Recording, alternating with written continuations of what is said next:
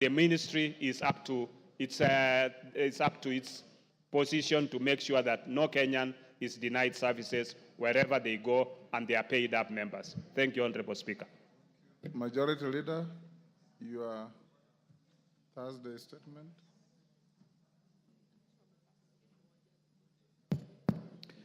Thank you very much, Honorable Speaker. Honorable Speaker, pursuant to the provision Standing Order 44.2a, I rise to give the following statement on behalf of the House Business Committee, which met on Tuesday, 1st October 2024, to prioritize business for consideration during the week. Honorable Speaker, as you are aware, this morning the House resolved to suspend its sittings of Thursday, 3rd October 2024, so as to allow administrative arrangements necessary to facilitate the program for public participation on the special motion for the removal from office by impeachment of His Excellency, the Honorable Rigathi Gachagua, Deputy President of the Republic of Kenya. Consequently, the House will reconvene on Tuesday morning. Honorable Speaker, with regards to business scheduled for Tuesday next week, members will note that the House will convene from 9 a.m. to commence consideration of the special motion on the proposed removal from office by impeachment of His Excellency Rigathi Gachagua, Deputy President of the Republic of Kenya. In line with the procedural motion passed by the House, it is expected that during the afternoon sitting, the House will sit until conclusion of the debate on the special motion. Honorable Speaker, in view of the foregoing, I urge members to be present and actively participate in this vital constitutional process.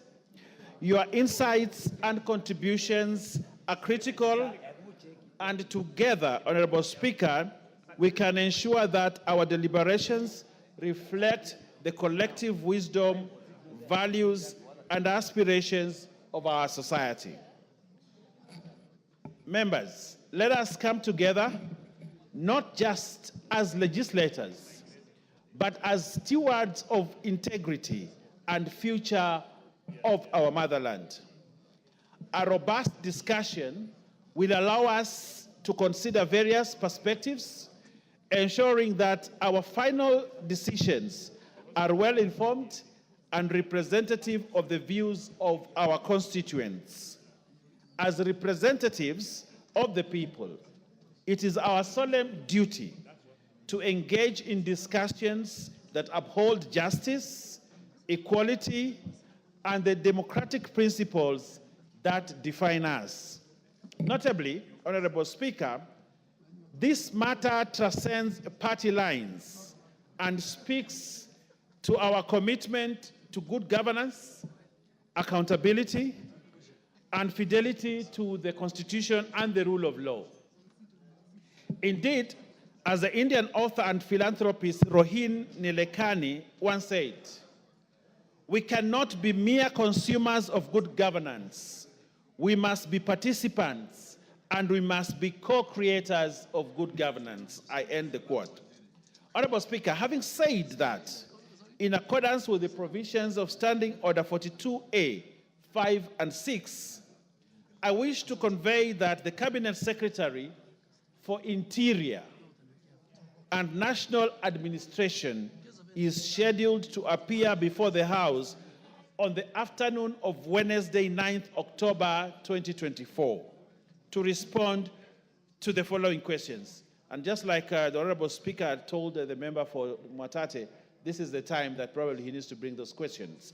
And that day, on the Wednesday, 9th October 2024, the first question by private notice will be question number 008 of 2024 by the member for Lugari, the Honorable Nabwera Nabi, MP, regarding circumstances that led to the death of two brothers, Mr. Bonventure Aunza of ID number 380-63032 and Mr. Callistus Apuike of ID number 41-444-793 by police based at Santo Police Station.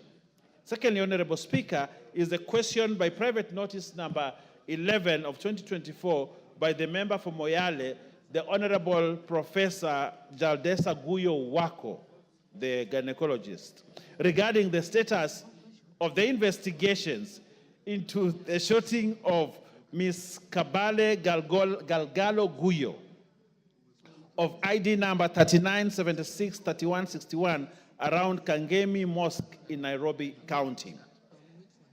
The next question is question number 271 of 2023.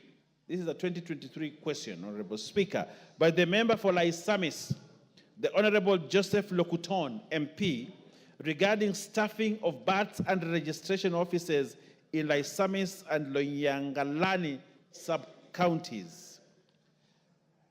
Question number 02 of 2024, Honorable Speaker, by the member for Matungu, the Honorable Oscar Peter Nabulindo, MP, regarding the surge in cases of livestock theft in the Western region and in particular Matungu constituency. Another question, number 3 of 2024, by the member for Kinango, the Honorable Gonzi Rai, who I saw around here, is regarding the deployment of the contingent of General Service Unit GSU to Kazamoyo village in Kwale County. Question number 5 of 2024 by the member for Bahati, the Honorable Irene Njoki, MP, regarding the replacement of the vehicle with registration plate number GKB 340J assigned to Deputy County Commissioner for Nakuru North Sub-County. The other question, Honorable Speaker, is question number 37 of 2024 by the member for Isiolo South, the Honorable Tubi Budi, MP, regarding the special vetting of ID cards applications carried out by the Ministry for the residents from northeastern and other border regions of the country. The next question is question number 45 of 2024 by the member for Fafi, the Honorable Yakub Farah, MP, regarding actions taken by the government to enhance security in Fafi constituency. The next question, Honorable Speaker, is question number 48 of 2024 by the member for Emuhaya, the Honorable Omboko Milemba, MP, regarding the security of the non-local teachers in Mandera County and border northeastern regions. Again, on the cards, Honorable Speaker, is question number 050 of 2024 by the member for Kilome, the Honorable Thaddeus Zambia, MP, regarding the criteria for gazettement of the Nzai sublocation in Makueni constituency. Honorable Speaker, next is the question number 59, 2024, by the nominated member, Hon Irene Mayaka, MP, regarding statistics of fully operational gender desk equipment in police stations in the country to deal with gender-based violence in the country.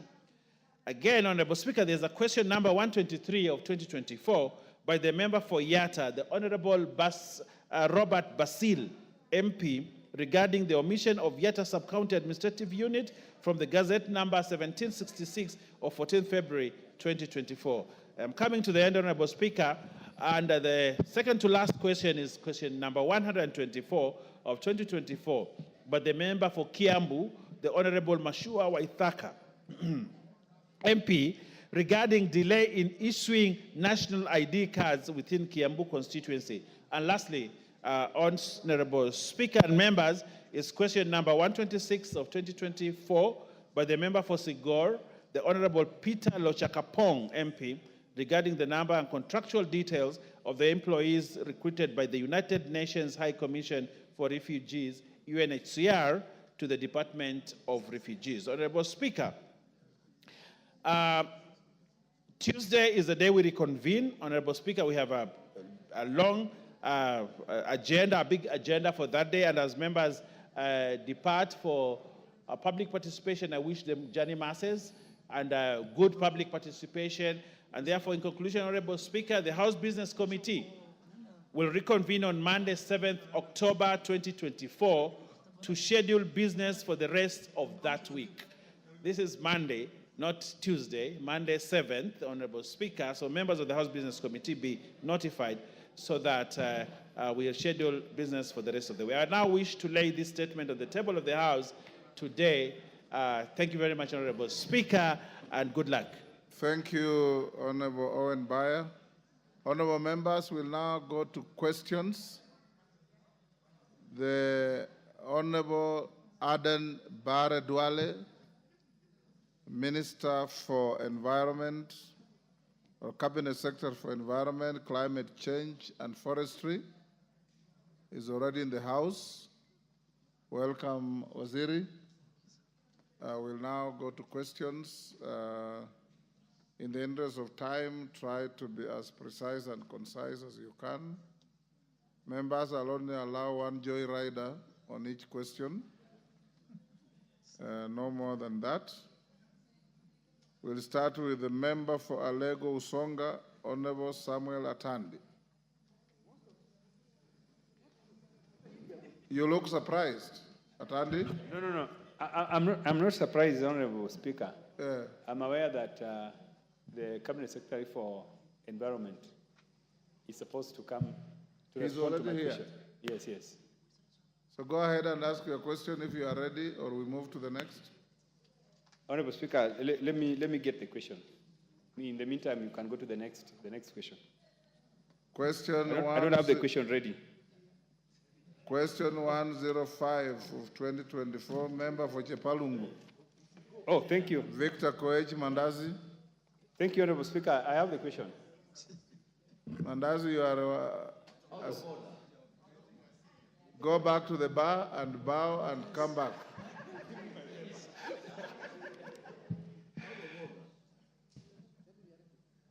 Honorable Speaker, I'm ready. Go ahead, Honorable Atandi. Thank you, Honorable Speaker. Honorable Speaker, my question is number 304 of 2023. Yes.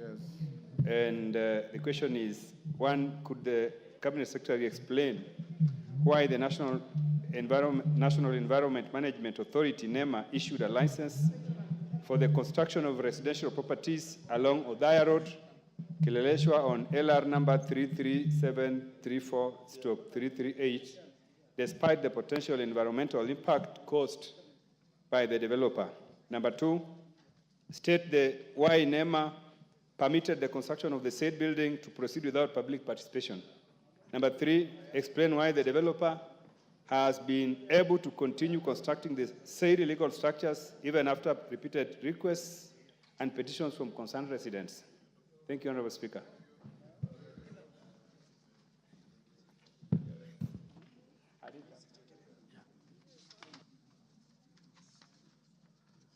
Thank you, Mr. Speaker. And Mr. Speaker, it's a privilege to come back to this house, which is my second home, a house that I have a lot of respect for and members that I have a lot of regard for. Mr. Speaker, the Honorable Atandi asked a number of questions. In the interest of time, Speaker, I want to state that my ministry and agencies that are under me, like NEMA, are fully committed to upholding the Environmental Management and Coordination Act, Cap 387, and all its regulations as passed by this House, with the primary objective of ensuring environmental protection and sustainable development. Mr. Speaker, let me say it for record, that environmental protection for this generation and the future generation is found in the preamble of the Kenyan Constitution.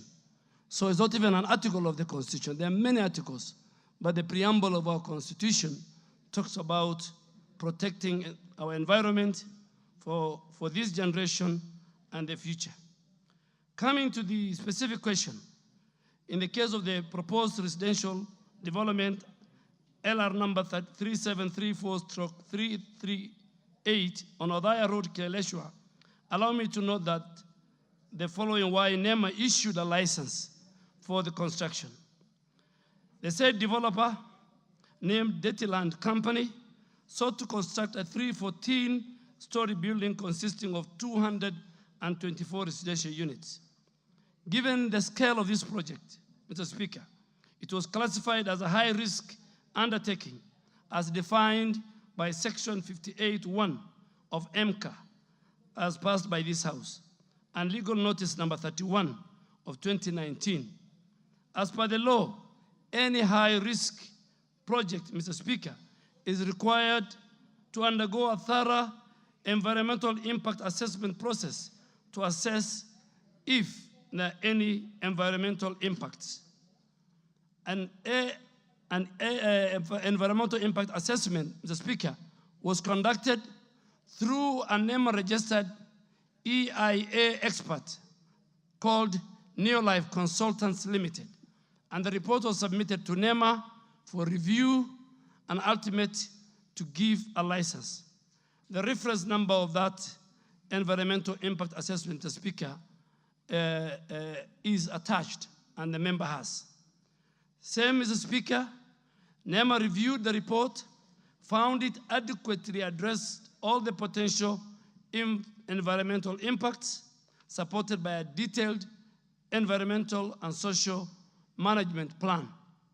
The Nairobi City County, Mr. Speaker, or the Nairobi City County government approved the same development plan, and then NEMA issued the environmental impact license number NEMA EAA PSL 8261 on 7th July 2020 with conditions of sustainable development and sound environmental management of the proposed project, which to date NEMA, under its obligation, does continuous monitoring.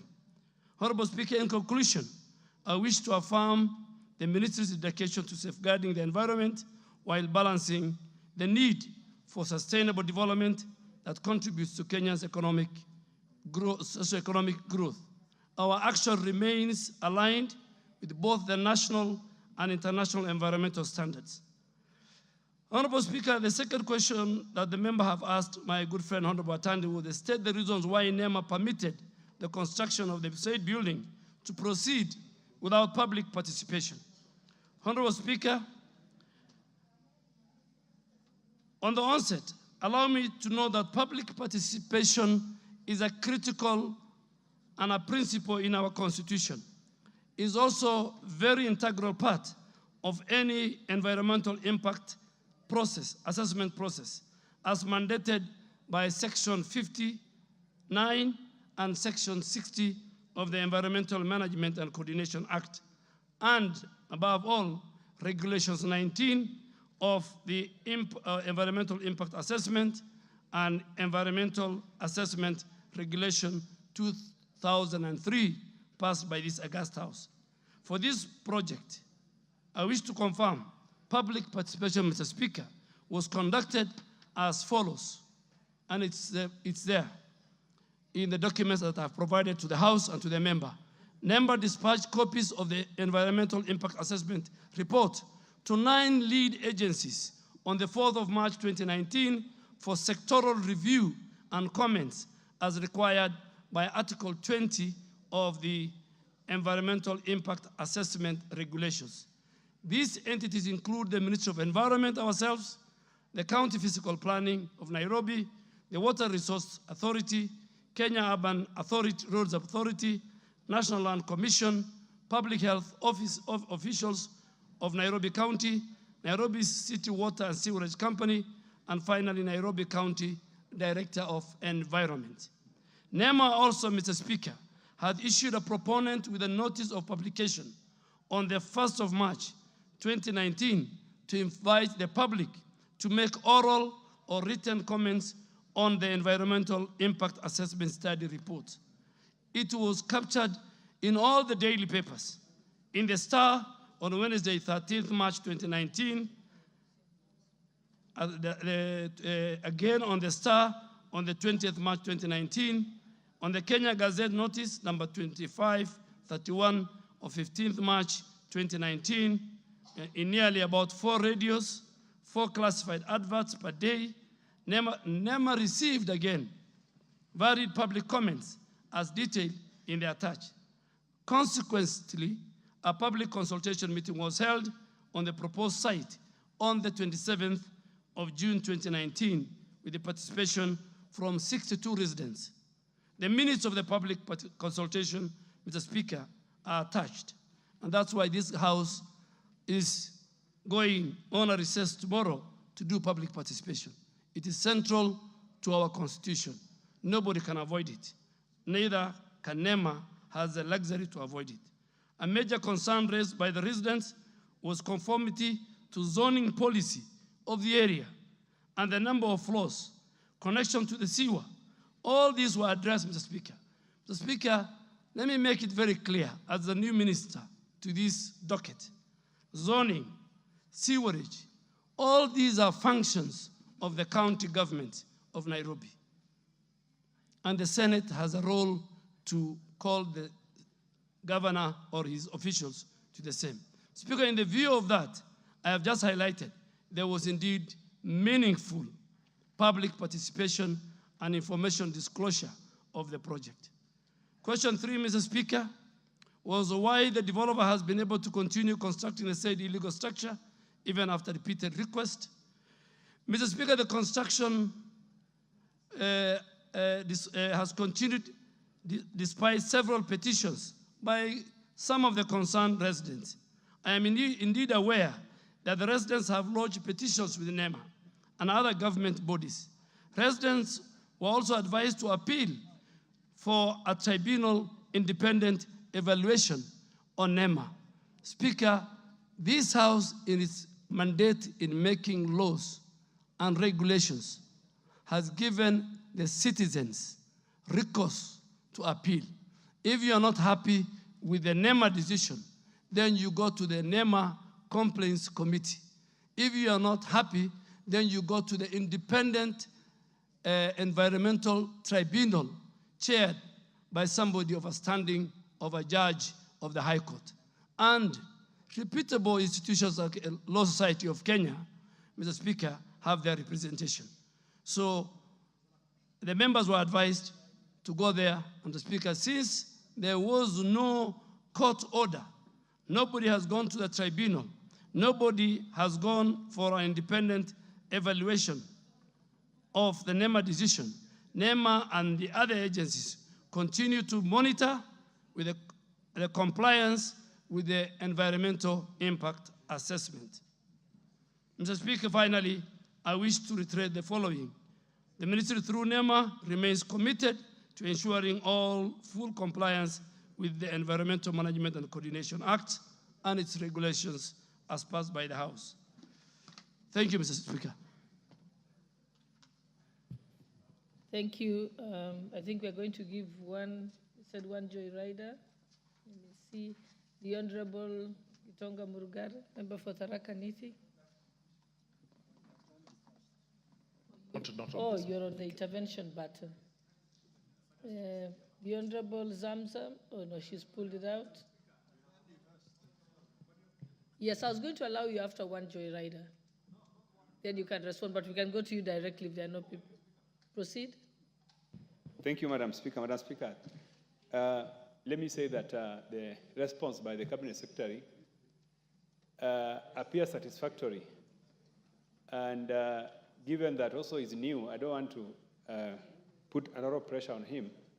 The only observation that I want to make based on his response is that it appears these matters will be dealt more by the county government of Nairobi County Government is one that should take a lot of blame on this matter, because the initial concern was that that area is zoned and the buildings that are coming up are beyond the guidelines of the particular zoning.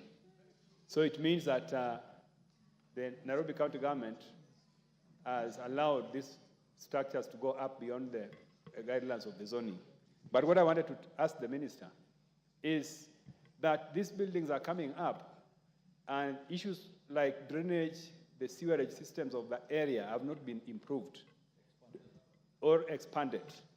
Don't you think that as the minister in charge of environment, this is something that should concern you, that structures are going up, even to 20th floor, yet these structures are also important. So are they not going to affect the environmental aspects of the county? And going forward, things like flooding. You saw what happened during the recent flooding. one of the issues that was raised is that we are not respecting the environmental orders. So I wanted to ask you, the Minister, because you are new, and this is something that I know you are capable of addressing, can you tell us how you are going to address these concerns? Because that's the biggest problem. The other issues, as you have explained, we are going to see how they can be addressed by the county government of Nairobi. Because it appears that the county government of Nairobi is also supposed to ensure some of this compliance. Thank you, Madam Speaker. Thank you. I think we can go to the next question. Honorable Luku, the time has gone up for that. You're a member for Chabalungu. You may go to your question, 105/2024. Yeah, thank you, Speaker. I would wish that the Cabinet Secretary before us today, I would like to read my question as follows. That could the Cabinet Secretary confirm the presence of Lalela Company Limited and Naraitoi Company Limited that are engaging in large-scale irrigation-based farming along Amalo River that is bordering Chepalungu constituency. Number two, confirm the allegation made by the residents of surrounding villages, including Chemengwa, Kinyanga, Kobalwa, Kosia, Kamosiro, Nogirwet, and Kamongil area that the said companies are engaging in cloud seeding activities, resulting in alterations to the local rainfall patterns, with some villages experiencing a complete lack of rain throughout the year, despite other areas of the constituency receiving rainfall. Number three, Speaker, state the steps that the ministry intends to take to address the concerns raised by the affected areas, residents. Thank you, Speaker. Cabinet Secretary, you may proceed. Thank you, Madam Deputy Speaker. Just to, if you allow me, Honorable Atandi has raised it. The Constitution and the people of Kenya in their wisdom, have allowed separation of powers between the two levels of government. Zoning, waste management, pollution, whether it's air, sound, is a function of counties. But I want to assure this House, now that I'm the Minister for Environment, we will not issue a license. We will be the ones. If we don't issue, nobody can build. And I want members to help us and help the country. People are building flats that the people who live in those flats, in those residential areas, have no access to light, they have no access to fresh air, and you can imagine, if you have young children, those children will not grow. I'm not a doctor. Dr. Pukose and the doctors who are sitting in this house and those who are listening will agree with me. But I have given NEMA strict instructions that is not going to be business as usual. On Honorable Koet, Madam Deputy Speaker, I want to confirm that there is the existence of these two companies, one in Narok West constituency, bordering Chepalungu constituency. And I also wish to confirm that these companies practice large-scale farming using irrigation. The second question, Madam Speaker, was to confirm the allegations made by the residents of those 5 or 6 villages that the said companies are engaged in something called cloud seeding. Madam Speaker, on the second question, if you allow me, let me, they're engaged in cloud seeding. Before I proceed, let me try to respond to this question and allow me briefly to explain to the House what cloud seeding is all about. Cloud seeding is where weather modification technique that changes the amount or the type of precipitation from the clouds in terms of rain. There has been research aimed at establishing whether this is viable, but all studies have shown that the input expenses are far more than the benefits. Madam Speaker, the ministry is not aware through our meteorological department that such entities are engaging in cloud seeding activities within the said locality. On the alteration of rain patterns in the area of interest, Madam Deputy Speaker, data available to us from the neighboring Longisa automatic station owned by Kenya Meteorological Department indicates that there has been an increase in the annual rainfall in that area totals as from 2018 to 2023, and I have attached the figure and the maps to this document, which I have shared with the members. Secondly, Madam Deputy Speaker, the member asked to allow me to highlight that what the ministry, through the Meteorological Department, has done. The Meteorological Department, the Kenya Meteorological Department, has recently installed automatic weather stations in Chapalungu constituency and all its environments. However, specific variability in the specific locations could not be established due to lack of data. Our ministry and our department will continue monitoring the data for analysis to draw adequate information, and I want to assure you, once we make a policy formulation, we will forward to address this issue, and we will not allow our communities to be aggrieved. Madam Speaker, the third question was the steps the ministry intends to take to address the concern raised by the affected residents. Honorable Madam Speaker, on the last question, allow me from the onset to commit and to state our commitment towards protecting the interests of our local communities.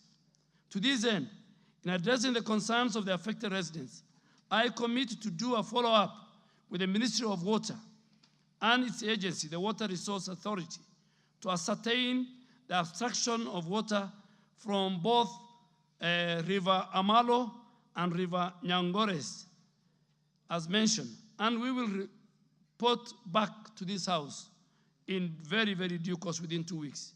Further, going forward, we hope that by the enactment of the meteorological bill, which is before the House, the Meteorological Department will have the powers to regulate weather-related activities in the country.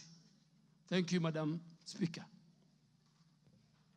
Thank you. Before I allow one interjection and then the owner of the question to confirm whether he's satisfied with the answer by the Cabinet Secretary, allow me first to welcome very special guests who are seated in the Speaker's Gallery from Kisii County. Mr. Moega Onchweri, Mrs. Moega, Wakili Wycliffe Moega, and for Claire Ombati. And I think I'll allow the Honorable Sylvanus Osoro, to welcome them on behalf of the National Assembly. He will explain. Thank you very much, Honorable Speaker. Honorable Speaker, I had to make this very, very special request, which is again unprecedented in this House, to welcome very, very special guests to me, because Mr. Moenga Onchweri picked me from the streets and took me to school upon the demise of my parents. This is a very special guest to me. It's a very emotional thing to me, because when he actually came where somebody had given me a small casual job of welding after I had dropped out of school, he picked me and decided to take me to school, back to school, educated me until I finished. And ironically, one thing that is very special, Honorable Speaker, is that this is the first time that Mr. Moenga is stepping his feet in Parliament at 78 years old. And when I made a request to this House, Honorable Speaker, and to the leadership of this House, they agreed to have them sit there so that they see what we do in this house and to see their product. But again, on the flip side, Honorable Speaker, I got surprised today when I welcomed Mr. Mwenga that he also knows the Honorable Member for Kisii County, the Honorable Doris Donya Aburi.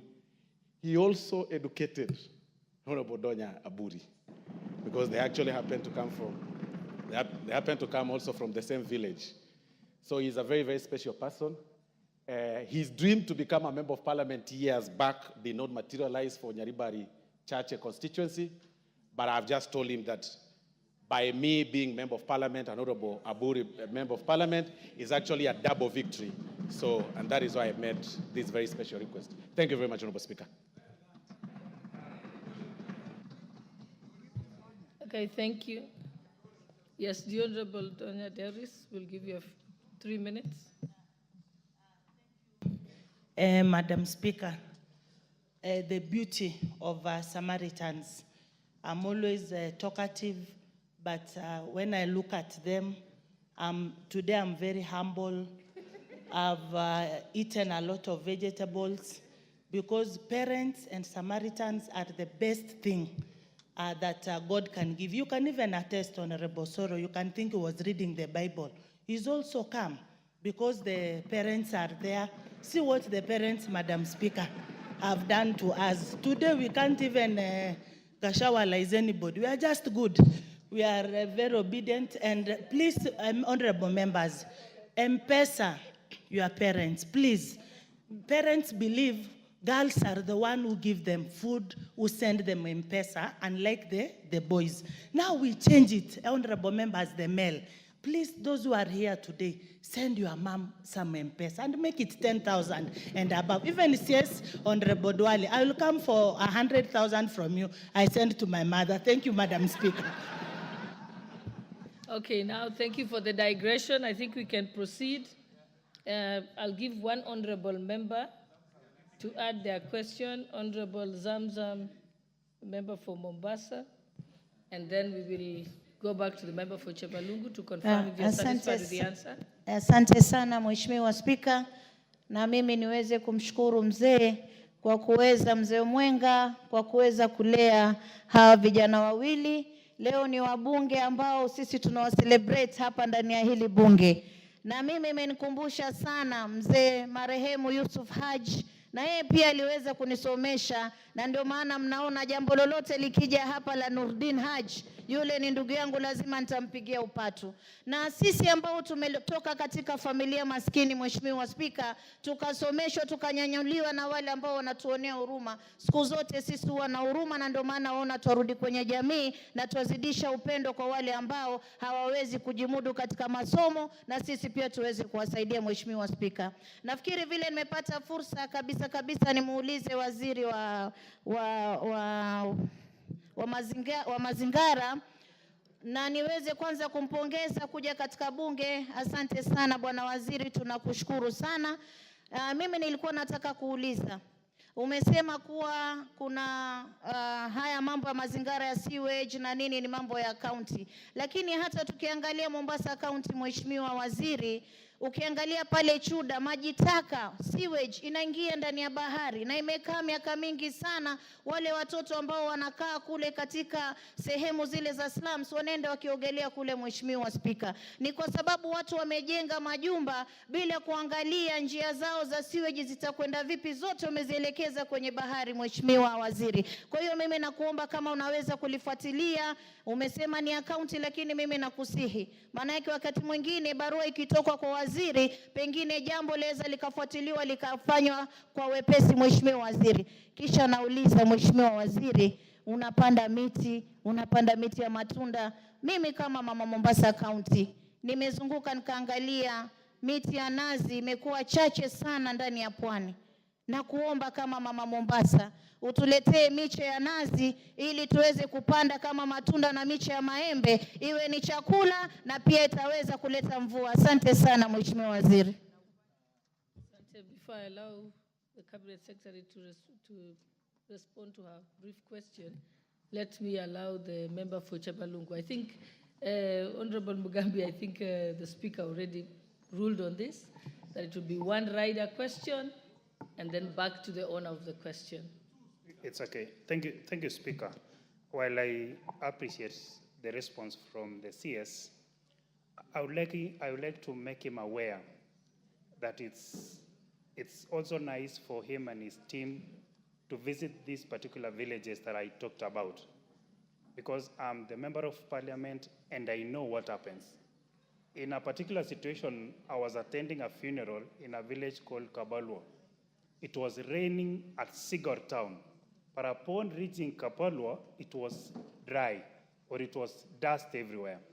And one MC by the name Henry from Kabalwa village really challenged me that whenever there is rainfall, whenever they see signs of rain from these particular villages that I mentioned in this particular question, the person who does irrigation or farming from the neighboring village, these particular companies, he told me in black and white that he normally comes out, shoots the cloud. Those were his local words. He simply told me that he normally comes out, shoots the cloud, and the next moment, there is no rain in these particular villages. That's why, as a member, I took it upon myself to raise the question on their behalf. And equally, it is worrying to the effect that this particular data that you gave out, that these particular villages have seen an improvement in rainfall, it is totally wrong. I want to say this particular data is wrong as far as I am concerned, because I know these particular villages. The only time that these villages have received rainfall is when the entire country is receiving heavy rainfall. That is almost 1 year ago. But in normal situations where we see patterns of rain, these particular villages that I've mentioned here don't receive any volume or any rainfall at all. So while I appreciate you, I really want to encourage the ministry that you lead now to go back to these villages, get real information, and come back with proper data that will guide what you will do as a ministry, so that we see these particular villages benefiting from the rainfall, because it's dry. It's really dry when there is no heavy rainfall from the country. Thank you, Speaker. Thank you. Honorable Cabinet Secretary, do you have a rejoinder? Thank you, Madam Speaker. To the member for Chapalungu, Chapalungu is a very great constituency led by a great man called Isaac Ruto, who I have a lot of respect for. I want to assure you, after I leave here, please give me your number when you are ready. The Kenya Meteorological Director General and all our researchers will go with you, visit with you all the villages. We work for the people of Kenya, and they will come back to us. So you tell me when you are ready, because I want you to be there. So that, secondly, to my sister, Zamzam, Honorable Zamzam, I agree with you. I'll talk about this matter in a later question that Honorable TJ Kajwang has raised. How sewer in our counties are dysfunctional, how there's poor management of the sewer manholes, how there's illegal dumping on our water bodies, the seas, the rivers. So I think when I reach that question, Madam Speaker, I think I'll give a more comprehensive statement on the position countrywide. Thank you. Okay, thank you. Honorable members, let's move to our third question, number 106 of 2024, by the Honorable Timothy Wanyonyi, member for Westlands. Thank you, Madam Speaker. And I want to congratulate the Minister for his new assignment in the Ministry of Environment, because the Ministry of Environment, Madam Speaker, all over the world is now the in thing. Everybody's talking about climate change. Everybody's looking at how we can rescue our planet. And I'm sure Honorable Duale is up to the task. And we know he has passion for anything he does. So, Madam Speaker, allow me to ask my question. Question number 106 of 2024 to the Cabinet Secretary for Environment, Climate Change, and Forestry. could the Cabinet Secretary explain the reasons behind the depletion of rivers, including the number of permanent rivers that have dried up in the country over the past 4 years, and the plans by the ministry to address and mitigate the situations? Question 2, enumerate the entities and groups that discharge their affluent in the rivers, along with the number of private dams constructed in the last 2 years, and the policy statement outlining the penalties imposed on such entities for negative environmental actions. Number 3, disclose the policy statement allowing the cultivation and re-entry of communities into forested areas, specifying the regions and roadmap for such action and the acreage likely to be affected by the forest, per forest. Question 4, outline the measures put in place to reclaim, safeguard, and sustain all riparian areas and vulnerable ecosystems within the country. Thank you, Madam Speaker. Cabinet Secretary, you may proceed. Honorable Madam Speaker, before Honorable Zamzam walks out, there's a question that she asked, I have forgotten, on the coconut trees. I want to confirm that I am here with the CEO of KEFRI. KEFRI and Carlo have developed a hybrid that is shorter and faster growing coconut trees. They are available in Mutwapa, they are available in Gede, in Kilifi, and we are ready. And also, Madam Deputy Speaker, the 15 billion tree growing initiative of President William Ruto in his strategy to restore our ecosystem, 30% of those seedlings are fruit trees. And I really want to ask members of parliament to help that strategy, take charge of the 30%, give to our rural women in our constituencies, our villages, and that will even first restore our ecosystem, our forest cover, and then help reduce poverty.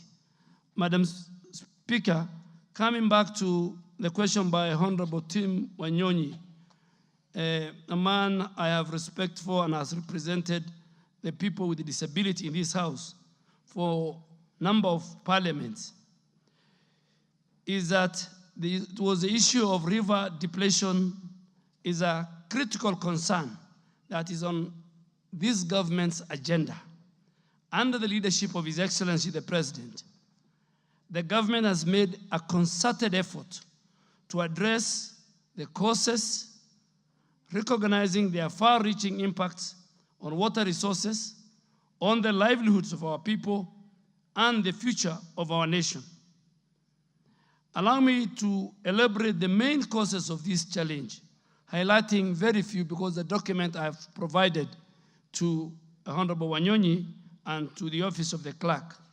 One of it is deforestation and degradation of water catchment areas in very critical water catchment areas like the Mao Forest Complex, the Aberdare Ranges, Mount Kenya Forest, and all this has led to a significant reduction in the ability of these forests to regulate our river flow.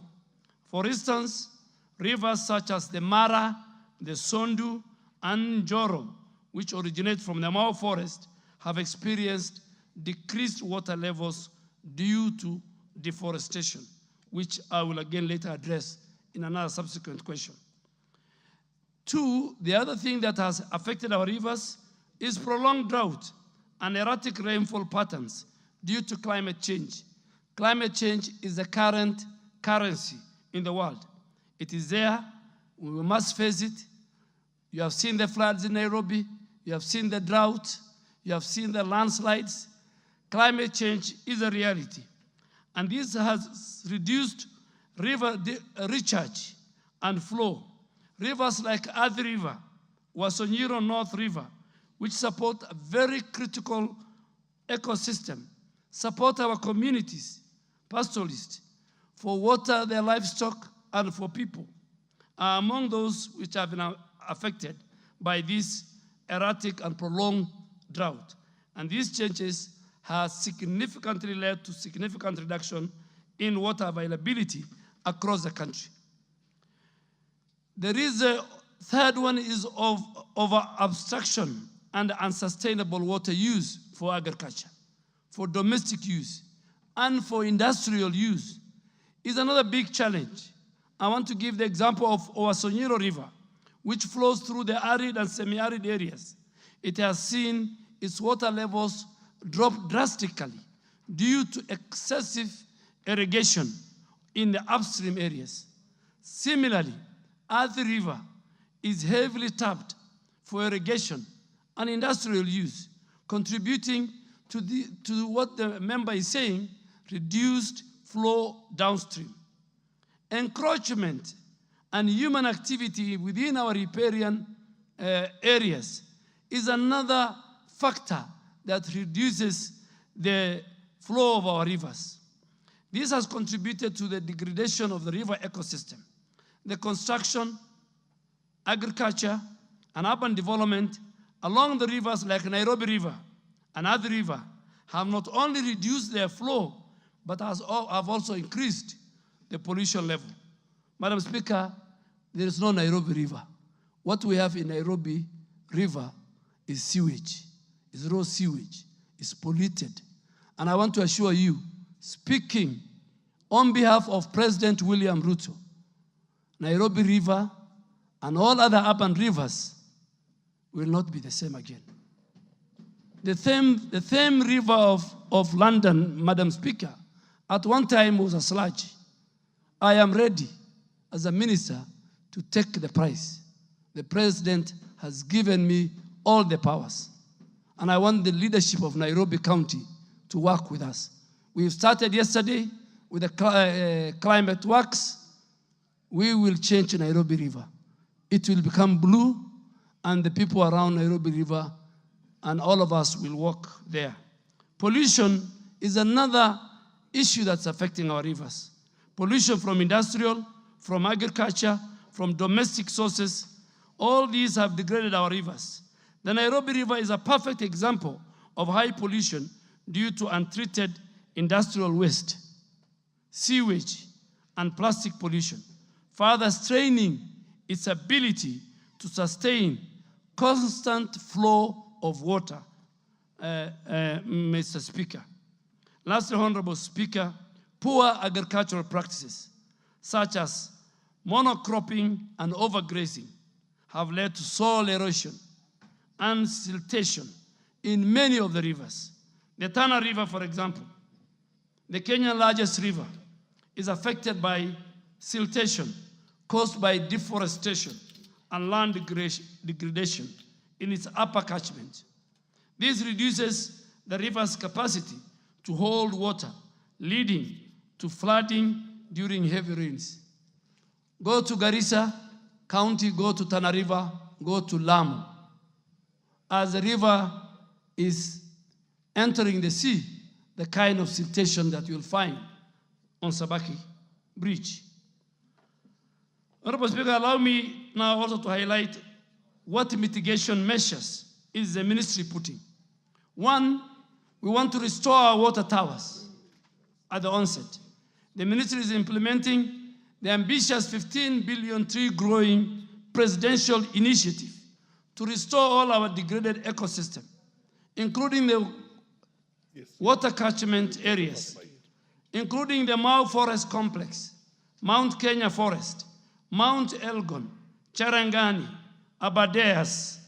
Restoration and forest protection will enhance water infiltration and will reduce service runoff, thus contributing to river restoration, in which Honorable Team has asked.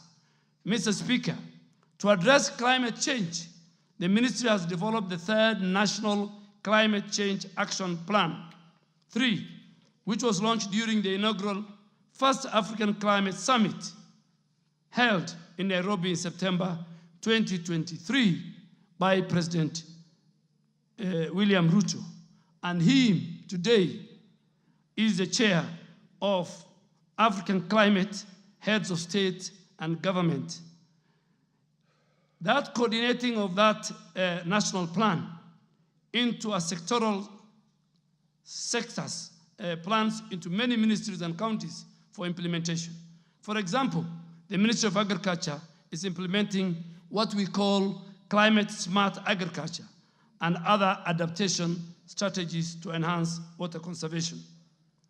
Mr. Speaker, finally, the ministry, through the National Environmental Management Authority, NEMA, we have enforced the protection of the riparian zones by removing illegal structures and settlements. This effort is very critical in ensuring that the rivers have adequate space to flow and recharge naturally. For example, the riparian cleanup and protection campaign along Nairobi rivers are ongoing, and it has started yesterday with the 10,000 young people under the Climate Works program that is initiated by our government. In another month, we'll add about another 10,000. Nairobi will have 20,000. Then we go to the other 5 cities, and by December, 139,000 young people in all our 47 counties and constituencies will be engaged. It's not a choice. Climate change is real, and we must have clear policies for climate mitigation and adaptation as a country. Mr. Speaker, Honorable Tim Wanyonyi also sought our indulgence to enumerate the entities that discharge effluent in the rivers and the policy statement outlining. Mr. Speaker, when I went to that ministry, what I saw, I can't believe it. The people who pollute Nairobi rivers is not the informal settlements. The people who produce garbage are not in the informal settlements. They are found in the middle class. Me and you. Me and the member sitting here. The people who live in the informal settlements, what they cook is so little that they finish. The people who have a lot of garbage at their homes is the middle class in Kenya. So the informal settlements, pollution percentage is less than 1%. So who pollutes the Nairobi River? NEMA has mapped out over 101 industries, factories, apartments, slaughterhouses that discharge their effluent to Nairobi rivers. And the Speaker, I want to confirm, NEMA Director General is sitting here. He has no choice. He must comply with the law and the regulation passed by this House. He has already given them what is called restoration order. And on Monday, I'm meeting Kenya Private Sector Alliance. I'm meeting Kenya Association of Manufacturers. And I will tell them, if you are discharging effluent to Nairobi River, you either close and pack, or you find how you deal with that effluent in accordance with the MCA Act passed by this House. Mr. Speaker, NEMA, as I said, out of the 145 facilities and factories and slaughterhouses and apartments mapped out, 101 facilities have been listed by NEMA as having compliance issues as attached list, and that you'll find in Annex 1. NEMA has also issued restoration order to all the non-compliant facilities to ensure that they set up effluent treatment plants and they treat their waste water to meet the national standards under the Environmental Management and Coordination Water Quality Regulations 2006, passed by this House before discharge. The last question, Mr. Speaker, of Honorable Wanyonyi was to disclose the policy statement. Mr. Speaker, it's noteworthy that non-residential cultivation in public forest is governed by the Forest Conservation and the Management Act of 2016, passed by this House. This act establishes the Kenya Forest Service and vested it with a mandate to develop and sustainably manage, including conservation and rational utilization of all forest resources for the country's socio-economic development and our other connected purposes. Honorable Speaker, Section 48, 49, and 50 of that Act provide guidelines for community participation in forest conservation and management. Under these provisions, the Kenya Forest Service issued guidelines for non-residential cultivation and engage local communities. You cannot be in our forest as residential. Through the Community Forest Association, there are regulations where you can go cultivate, you can go graze in consultation with the Kenya Forest Service. But non-residential cultivation or residential cultivation, we will not allow. Our communities do a lot. They work with the Kenya Forest. Subsidiary legislation in forest, Honorable Speaker, most of Section 58, 1 and 2, community forest associations are granted the opportunity to engage in non-residential cultivation. This allows them to cultivate crops while caring for established trees on the same land and the protection of our forests for 3 years.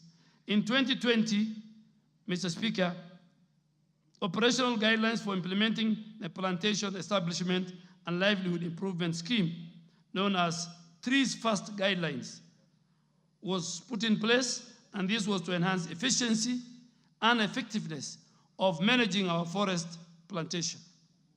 Honorable Speaker, allow me also now to highlight forest cultivation in Kenya faces several challenges, despite the framework and the efforts that the law that this House has put in place. We have got forest degradation due to unsustainable cultivation practice, poor management, and lack of enforcement have led to deforestation in some of our areas. I am here with the Chief Forest Conservator, and we have agreed in principle that our rangers, our foresters, it will not be business as usual. We must, all of us, from the top to our citizens, we must protect our ecosystem, we must protect our biodiversity. Enforcement is a key issue, Mr. Speaker, because KFS is really underfunded, and I'm sure the Committee of Environment will look into that when our physical space improves, Mr. Speaker.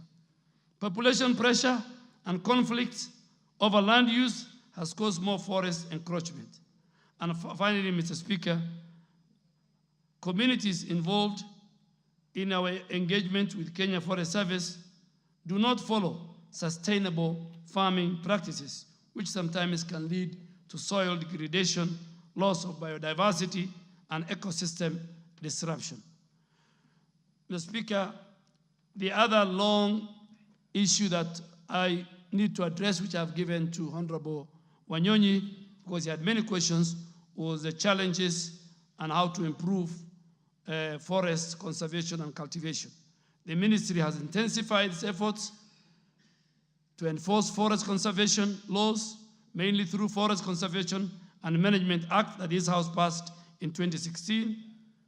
The ministry has recruited more than 2,664 forest rangers to bolster our enforcement and monitoring activities across all forested areas, increasing funding for the Kenya Forest Service, and we want to thank the President. In all subsequent government, it is President William Ruto's tenure that over 2,600 forest rangers were recruited. The ministry has also reviewed the three first guidelines to make them more adaptive to our emerging challenges, such as the land use conflict, climate change, and invasive species management. The ministry is also working closely with the Community Forest Association to promote sustainable farming practice. And lastly, we want to ensure compliance with the law, and the ministry has introduced very strict monitoring mechanism, including regular inspection of forest stations, and these inspections ensure that cultivation's activities are aligned with sustainable forest management and conservation guidelines. Thank you, Mr. Speaker. I will give the first bite to the Honorable KJ and then go back to Honorable Wanyoi, the questioner. Proceed, Honorable KJ. Mr. Speaker, I thank you. And allow me to start by saying that we are happy to have Waziri Duale in the House. It's deja vu when we hear his voice come across through the public address system. We feel like he's seated right there as a leader of majority, one of the better performing leaders of majority that the history of this parliament has known. Now, being a leader of majority, Honorable Duale understands that this parliament never moves in vain. And that's why I rise to ask about the progress of the implementation of a motion that was brought to this House by myself, but was backed by members and passed. And when it was passed by members, then it ceased being my motion. It became a motion of this House. And because this House never legislates in vain, I would like to know, in connection to the reply that he's giving my neighbor, Honorable Tim Wanyonyi, in Nairobi City, we do not have space to plant trees. We do not have shambas. We do not have forests. So the motion was seeking to have the ministry implement tree planting along roadsides and along road reserves. This country constructs in excess of 600 kilometers of road per annum. These roadsides, if they became sites for tree planting, then Nairobi will get its fair share of the bite at the cherry in populating trees in this country. And so the target that the ministry has, Nairobi will be assisting in that target by planting trees along roadsides and road reserves. And this is not uncommon, Mr. Speaker, because previously, the Honorable Beatrice Elachi neighbors me. She will tell you that some roads that we share, when we were growing up, a road like James Gishuru, all the way from Wayakiwe to Dagoretti Corner, used to have a canopy of trees on both sides of the road. And during bloom season, during the jacaranda tree bloom season, it would be the most beautiful boulevard with purple flowers along that tree. Because, Mr. Speaker, when a road gets a tree canopy, it stops being a road, it becomes a boulevard. KJ, it's a question time. The question is... The chair has given you some leeway so that you can build on your question, but please ask the question. Yes, sir. Yes. Mr. Speaker, I do oblige, and the question is, what is the state of implementation on the motion that was passed by this House on the tree planting along roadsides and along road reserves in this republic? I thank you, Mr. Speaker. Fair enough. Tim Wanyonyi, you can ask your question, and then the minister the cabinet secretary will answer them together. Proceed, the Honorable Wanyonyi. Can you give him the mic, please? Thank you, Mr. Speaker. First, I want to appreciate the answer that the minister has given, very elaborate, and I know he means the things he has said, especially, Mr. Speaker, about the Nairobi River. that is so polluted, and looking forward, Honorable Duale, that we as leadership of Nairobi, we are ready to join you, to work with you, to reclaim these rivers. Nairobi River never dries up. It runs throughout the year. And if it is saved, Mr. Speaker, it will even be giving people who live along that river fresh water and many other things to use it. So we look forward to Honorable Duale for that implementation. And secondly, my other comment, there is a riparian area just outside Westgate Mall, which land that Honorable Ngilu, when she was the Minister for Lands, she helped rescue that land from land grabbers. And it's a riparian area, and we wanted to preserve that area to remain as it was. It was a very beautiful environment, vegetation, and all like that. But now, there are people who have come and encroached that land and have occupied it. So I would like to ask whether the Honorable Minister will be in a position to come and help reclaim that land along with his colleague, the Minister of Lands, so that it remains a riparian area and will preserve our ecosystem within that area. Thank you, Mr. Speaker. Thank you, Mr. Speaker. Mr. Speaker, Honorable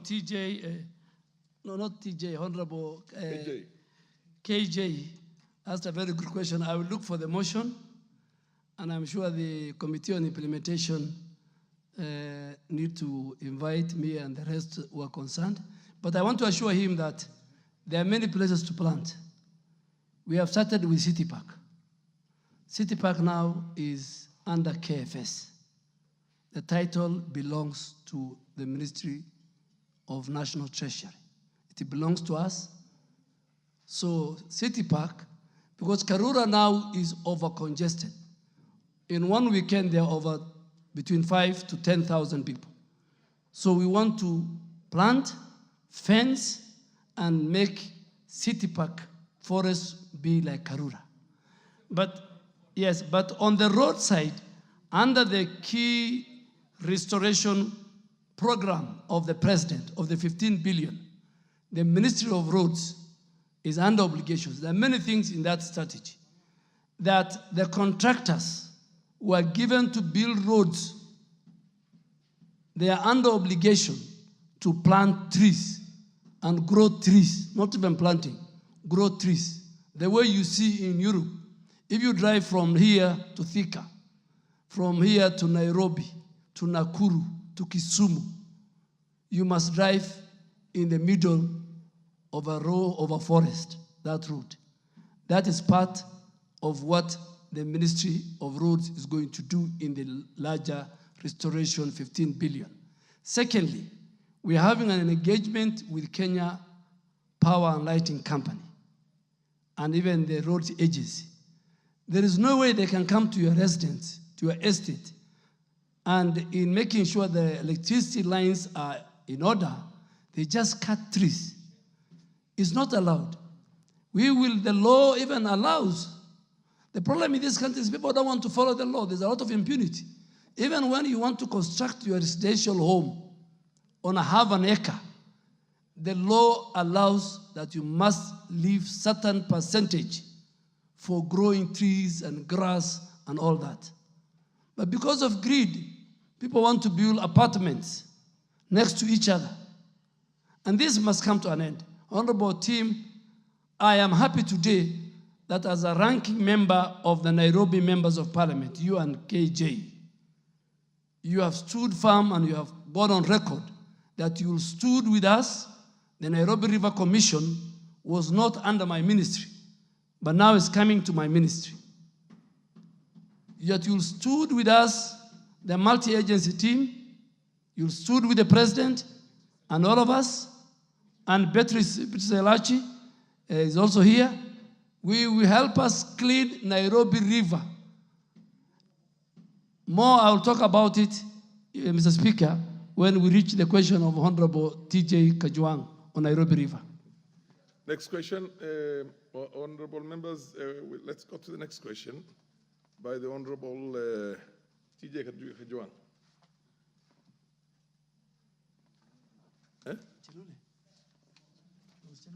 No, it's, sorry, it's the Honorable Member of Parliament for Nakuru, Madam Liza Chelule. Proceed.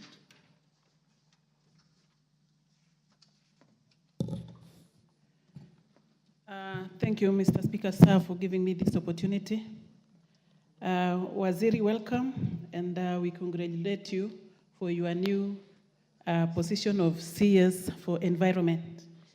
My question, Mr. Speaker, sir, is 107 of 2024, and it is as follows.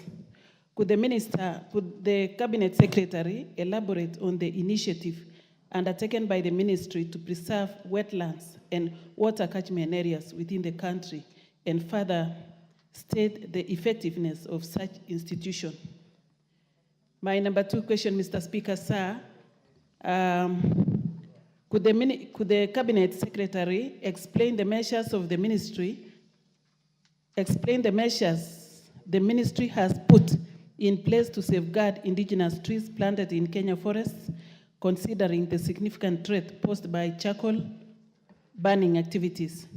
My question number 3, Mr. Speaker, sir, could the Cabinet Secretary provide the status of the community forest associations nationwide, and further state the steps taken by the ministry to ensure those associations are adequately equipped and trained to actively engage in seed propagation, particularly in light of the government's plan to plant 15 billion trees within the next decade? Thank you, Mr. Speaker, sir. Minister. Thank you, Mr. Speaker. Mr. Speaker, the Honorable Member for Nakuru County, my sister, seeks to know the initiative that the ministry has undertaken to preserve our heritage, our wetlands, and catchment areas. Mr. Speaker, at the policy level, the ministry has put in place National Wetland Conservation and Management Policy 2009 to ensure how we use and the sustainable management of our wetlands in the country, and to ensure sustained ecological and socio-economic functions for the wetlands for both the present and for future generations. Mr. Speaker, the ministry is now implementing that policy jointly with other stakeholders in order to protect and safeguard wetlands. 2, Mr. Speaker, the ministry has developed and is enforcing the Wetlands Regulations 2009, which was passed under the Environmental Management and Coordination Act, Cap 387 laws of Kenya. These regulations, Mr. Speaker, provides a framework that will ensure all wetland resources in our country are utilized in a very sustainable manner, compatible with the continued presence of wetlands and their ecological goods and services. Mr. Speaker, the ministry has also designated 6 wetlands in the country as far as the Ramsar sites. Ramsar is a convention that Kenya has signed internationally in 1992. These sites include Lake Nakuru in Nakuru County, Lake Elimantaita in Nakuru County, Lake Bogoria in Baringo County, Lake Baringo in Baringo County, Lake Naivasha in Nakuru County, and Tana Delta in Tana River County. Thirdly, to promote wise use and conservation of our wetlands and all the associated resources, my ministry is implementing the management plans for several wetlands in our country. Mr. Speaker, I don't want to read, it's a long list. I have provided to the member from Gambele Swamp Integrated in Meru, Lake Kenyatta Management Plan in Lamu, Tana Delta Management Plan in Tana River, Sabaki Estuary Management Plan in Kilifi, Lake Jibe in Taveta, Munungu Swamp in Embu, Saiwa Swamp in Trans Nzoia, Kibiroing Wetland Management Plan in Nandi, which are all ongoing, and Lake Bogoria Management Plan, which is under review. Honorable Speaker, the ministry is also restoring all our degraded wetlands by mobilizing various stakeholders, including the national government agencies, county governments, the private sector, NGOs, and the general public and our local communities to restore all degraded areas through planting of trees, and it is part of the wider 15 billion trees growing initiative started by President William Ruto. And it's very, very important, Mr. Speaker, to note that the conservation and protection of our wetland is our sustainability strategy towards attaining 15 billion tree growing goal. Last but not least, Mr. Speaker, we're also implementing a very transformative initiative dubbed Adapt a Wetland, which is spearheaded by NEMA. This initiative seeks to catalyze the participation of different stakeholders. But let me warn, Mr. Speaker, a number of our wetlands, people have title deeds. When we cancel them, I need the support of this House. People will bring petitions, people will bring motions, they might even bring an impeachment to discuss me. I want this House to protect, because I'll be protecting the wetlands. So cartels will use, I don't want cartels to use the floor of this House. I have seen it. When I talk about, I have lived here, I think a quarter of my life. So I know what goes on. Madam Speaker, the second question was explain the measures the minister has put in place on this matter. And Honorable Speaker, Honorable Lise seeks to know the measures. Allow me to respond to this by first observing that the Ministry of Environment, Climate Change, and Forestry is unwavering in its commitment to protecting Kenya's indigenous trees through regulatory enforcement. I have one of our top researchers, the CEO of KEFRI here with me, the scientific research we must protect, and community must be engaged, all of which are facilitated by Kenya Forest Service and Kenya Forest Research Institute, KEFRI, which is both in Muguga and in many of our counties. Honorable Speaker, Kenya Forest Service recently employed, as I say, 2,000 plus forest rangers to various regions and posted to various regions and forest stations to strengthen and protect and conserve efforts that our Member of Parliament from Nakuru County has raised. In the spirit of collaboration, the ministry has also deployed forest advisory staff to counties to advise our counties, give them advisory service, work with our county governments on forest conservation, on development, and on management issues. 3, to regulate tree harvesting on private lands, our ministry has implemented mandatory inspection and issuance of certificates of origin and movements of all forest permits for movements of all forest-related products. Finally, the ministry actively supports community forest association, formal groups of communities adjacent to our forest, which collaborates with KFS in sustainable management of our forest. The third, and I think the final question, Mr. Speaker, is, third question that the member has asked is the status of community forest association. Let me start by explaining the anchorage of community forest association in the Kenyan laws. CFA, as they are called, are incorporated under Section 9 of the Societies Act, Cap 108, but they are domiciled in the forestry sector through Section 48, subsection 1 of the Forest Conservation and Management Act of 2016, passed by this august House. Section 49(1) of the Forest Community Management Association outlines the obligation of our community forest association, their role, and they are given and granted permission to participate in how they help KFS in the management and in the conservation of our forest. Mr. Speaker, currently we have 233 community forest associations. A good example is a group that runs Karura Forest in collaboration with KFS. And they are spread across the country. There are 175 of them which are active. 17 of them are inactive. 41 of them are moderately active, with a total of 185,535 membership.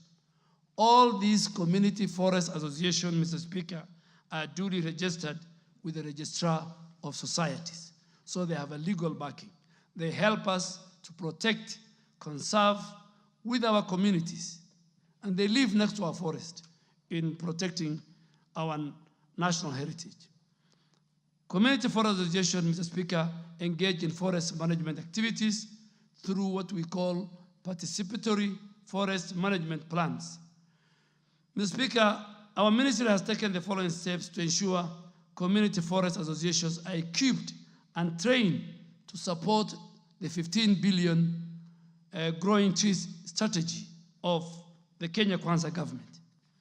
The ministry through KFS supports this group by doing what? In developing, in training them, in helping them with good governance, and giving them good guidance on what to do, on how to sustainably manage the use of our forest resources and how our forest restoration activities can take place. Speaker, the ministry provides through KFS and KEFRI, it offers them training in forest governance. It offers them training in monitoring and compliance with the forest regulations, while KEFRI provides specialized training in seed propagation, nursery management, agroforestry production. The Speaker, before I became a minister, I didn't know what is KEFRI and where they are. I really want to ask that one day, members, when you're free, you visit KEFRI in Miguga. It's a very cold place. You'll find 10s, 20 top researchers. They will tell you what you want. They will tell you the type of tree. They spend hours and years, Mr. Speaker. Very, very great institution. Mr. Speaker, the community forest associations are playing an increasingly significant role in helping us in creating awareness in tree growing campaigns. In these 15 billion, you'll find them on site. Seedling production, they have been given that role.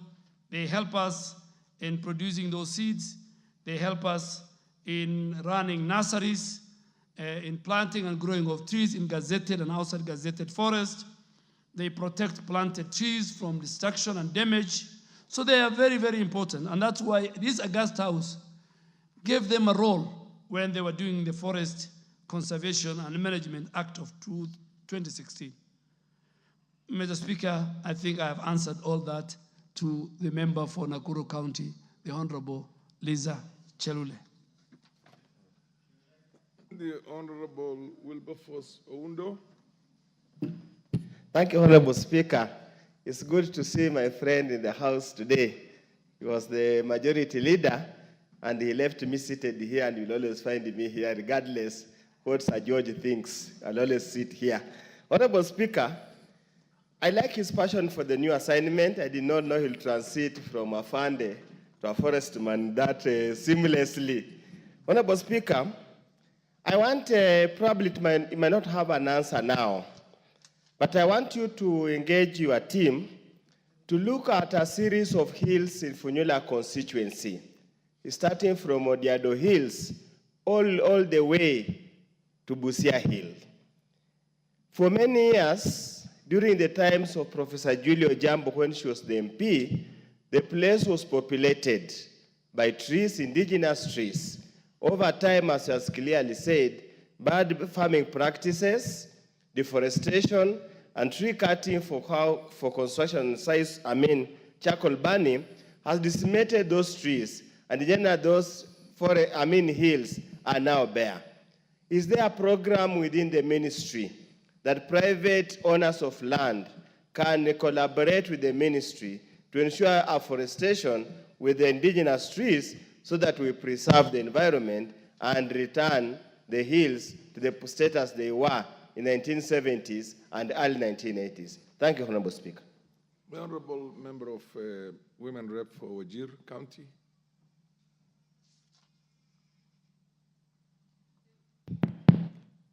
Thank you, Mr. Speaker. First, I want to tell the Waziri that you are in the right ministry. Listening to you gives me all the confidence that you can make a difference in this ministry. And I feel like it's the right time to make the Northeastern green, Mr. Waziri. Following up on the issue of the 15 billion trees that we are meant to plant between now and 2032, Mr.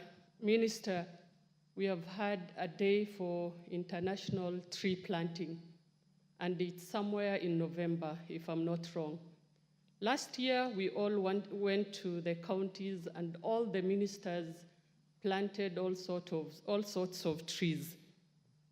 But coming to where we come from, you and I, all those trees are not doing well. Are we having a scenario whereby we are just planting trees and we leave it, or we can plant trees for sustainability? I want you, when you go back, to look at the trees that were planted. I know you were not there. Find out how they are doing. I know your team can do that. They can do that work and see how they are faring. 2, I've been to the KFS many times. I was just hoping if we can have a land, a forestation land for Wajir, Mr. Minister. We have the land, but we don't have trees, we don't have water.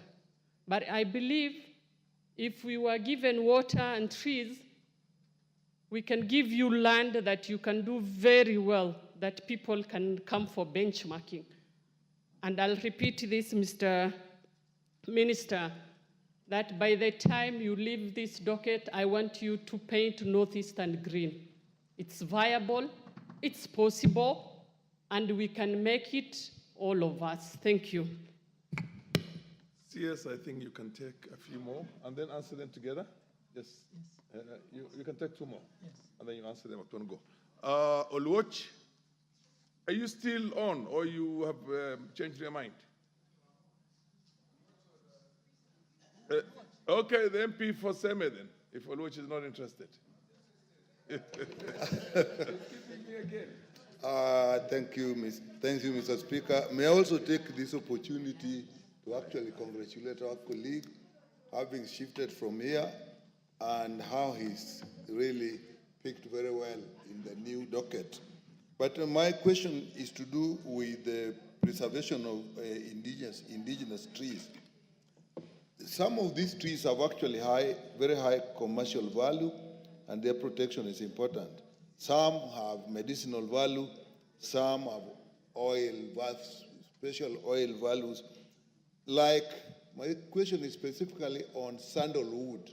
I don't know whether it is indigenous tree or it's actually a tree that was brought in. But this tree apparently is very popular. It has some special oil, and there is always a lot of trafficking. People have been arrested, lorries have been arrested, carrying sandalwood. Is it not possible, if this wood is so popular and has such a high commercial value, to actually grow it in a commercial scale?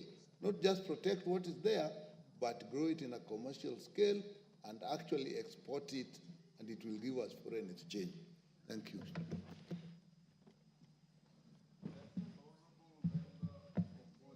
Bonnie.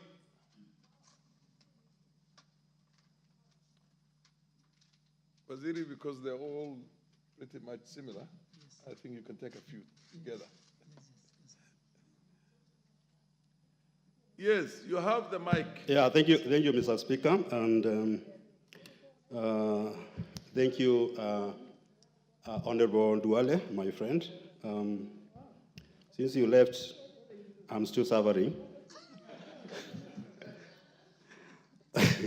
Yeah, my question is similar to the question by Honorable Member from Wajir. Last year we had a tree planting day, and it succeeded in some areas.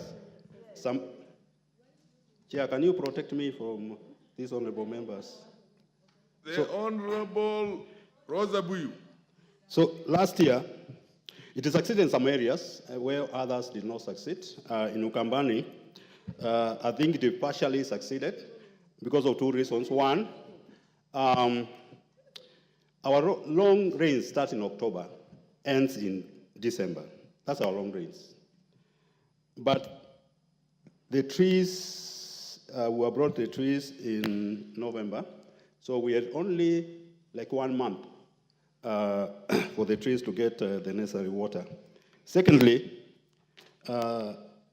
these trees, they were not really for Ukambani, and therefore they could not really withstand the harsh climate in that area. So my question is there plans to have the tree planting day this year? And what are plans, what plans are there for government to supply trees which are really area specific? Thank you very much. I think I will ask the questioner, Madam Chelule, to ask the last question on this. There are two other questions which those of you who feel they can contribute can also, or rather ask questions, will get an opportunity to proceed. Okay. Honorable Lisa. Okay, thank you, Mr. Speaker, sir, for once again giving me this time to react to the answers given by the Cabinet Secretary. Mr. Waziri, we are not only talking about the government forest and other government institutions. I'm very passionate in planting trees. And I want to request you, Waziri, that we need to engage people at home to do serious planting of indigenous trees and other trees, exotic trees. And I'm saying this, Mr. Speaker, sir, because if we don't engage the people of this country even to plant in their private lands, we may not achieve what we want to achieve. Waziri, I hope you are aware that most rivers are disappearing because of degradation. And this one is happening because farmers around small rivers are doing plowing to the riverbanks. And this is actually encouraging the soil erosion to fill up the rivers. And this is what is happening at the community level. Banasias, you've only spoken about these big institutions, the government institutions. We want to speak about those rivers in our local areas. There are so many rivers that are drying up because of the quarry activities along those rivers. And as the CS, and I know you are not lazy, I would really request you that one day, you just move around and see what is happening in most of places in Kenya. So many activities, those bad activities is happening along the rivers, and rivers have actually disappeared. Mr. Speaker, sir, I wanted to request the CS. He has spoken actually about the KEFRI, and let us devolve KEFRI. I'm not saying we take all the offices from KEFRI or everything, but we need the seeds. They have good seeds, indigenous seeds and exotic seeds that Kenyans can plant. If only today tree seedlings is made free to Kenyans, you will see wonders. Thank you, Mr. Speaker. So otherwise, I'm satisfied to some extent, but I know you will do it, Waziri. Thank you. Yes, you can answer those raft of questions. Thank you, Mr. Speaker. Let me start with my very good friend, Honorable Member for Funyula. I also miss you. I mean, he was my colleague in Public Accounts Committee. I hope you are still there. Yes, At least you are talking about hills. We have had many about mountains. So today, today is about hills. And where myself and the speaker come from, there are also small hills, the anti-hills, not as big as the ones of Busia. So I will really want to ask you that the private, our program for restoration, the 15 billion, also covers private land. And I want to ask you if those hills are available. Myself, yourself, the people of your area, with the KFS and KEFRI, we will have a day where we're going to plant 10, 20,000 trees. Our policy is not tree planting, it's tree growing. There's a difference between planting and growing. So 15 billion tree growing. And this is citizen-driven. You'll find ministers in all our counties. We have allocated. All our ministers will go. So agroforestry is now under this ministry. It's very, very key. Farm, forestry, the 15 billion strategy, all these will go in hand. To Honorable Fatuma, I first want to assure you that KEFRI is going to Wajir. They are in Garissa, and they are going to open the first seedling center in Wajir. And please work with our governor and our county government. 60% of the 15 billion tree growing strategy are going to happen in the dryland part of our country. That is in the Assam. And coming to the question of Honorable Nyekal, I have missed you, and I have missed your many amendments. You know, when it was a committee of the whole house, I look at the order paper, I missed your many amendments. But still I read the order paper. I agree with you, and if you go to KEFRI, they will show you how some of the species in our country are more valuable commercially. The perfumes you buy in Dubai, duty-free, the products are found, the raw material is found in our forest, in our country. So if you just go to if you go to Dr. Jane, our acting CEO of KEFRI, she will tell you which trees are good for which area of our country. So we don't even plant trees anywhere. Every area our scientists have identified. And I have a very long list, particularly for colleagues in the Asal. There are many trees that grow in our areas, but we don't know the value. But I have asked the speaker to arrange for me a Kamkunji, maybe later in the month, so that we talk to our members on this 15 billion presidential tree growing area, so that under the environment aspect of your NGCDF, we can even pick, even if you pick a 30% which is fruit treat, and you take it to our rural constituencies, and you give to our rural women, that will change. Not only it will help us in the reforestation of our country, but it will help us reduce poverty within our communities. So please, I really want us to work on that. I think Honorable Boni, the speaker, I'm not seeing him here. He's there. Next he's there. Oh, he has come. Yes, he's a good friend of mine. I have also missed him. But Speaker, if you allow me, the problem is I cannot come to the bar. But I will come, and once I'm around here, you allow me to come and have tea at the lobby, like General Kaiseri, the late General Kaiseri used to do. And I agree with you. In our areas, Kitui, Garissa, the dryland areas, Dr. Jane and KFS have the solution of which trees that don't require a lot of water, that will grow and even will help the community in terms of commercial activity. And the fruit trees we can give to our rural women in your constituency. But that we'll have a meeting.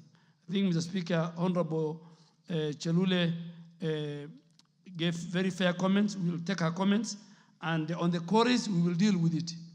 The man in charge of quarries, just text me which quarry is affecting our rivers. The NEMA person in Nakuru will either do his job or he'll work for the quarry owner. There's no choice between. So you either work for government or you work for the people who are doing business in various sectors. Thank you, Mr. Speaker. The next question, I think you will get a bite in the next questions because all these questions are pretty much similar. So the Honorable TJ, I notice you have just walked into the house and you have a question. Could you ask your question? Give him the order paper, please. Yes, Mr. Speaker, I can confirm to you that Ruaraka is in the house. Mr. Speaker,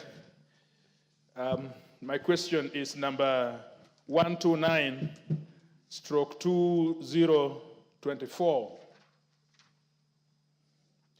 The question is directed to the Cabinet Secretary, Environment, Climate Change and Forestry. I want to ask questions about Nairobi River pollution and noise pollution. Number one. Ask the question verbatim. State the root cause or root causes of the Nairobi River pollution and why the river continues to be contaminated despite the many interventions made over the years by various institutions. Outline the number of facilities along the Nairobi River that are discharging effluent into the river and the steps the ministry has taken to address the situation. What measures, Mr. Speaker, are there to address the discharge of effluent into rivers and water sources in the country? And the last one on this, clarify whether illegal dumping or dump sites, including the infamous Dandora dump site located along the Nairobi River, are contributing to the Nairobi River pollution, and what measures are in place to remove illegal dump sites and dumping along rivers, including management of waste in urban areas. Mr. Speaker, state the steps taken by the ministry to address the increasing cases of noise pollution in the country, especially in residential areas within urban centers. Mr. Speaker, I ask. Cabinet Secretary. Thank you, Mr. Speaker. Speaker, let me start, and I really want to thank Honorable TJ Kajwang. This is a current question because Nairobi rivers is a currency, an important and a priority for this government and for the president. Mr. Speaker, as you may be aware, the president recently launched a groundbreaking and ambitious climate resilience service program called Climate Works, aimed at ecological restoration of our urban rivers, mainly and starting with the Nairobi rivers, while we still maintain public infrastructure, housing, through labor-intensive and sustainable public works. So, the Speaker, I will have another day to talk about this climate works. It contains a lot.